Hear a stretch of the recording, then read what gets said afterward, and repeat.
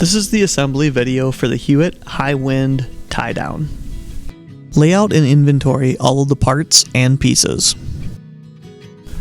Start by attaching the auger end with a set screw.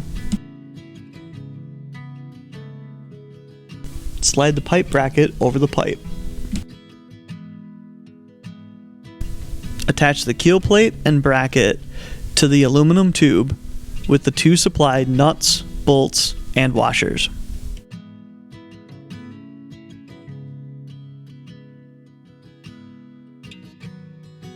Drive the pipe 18 to 24 inches into the lake bed.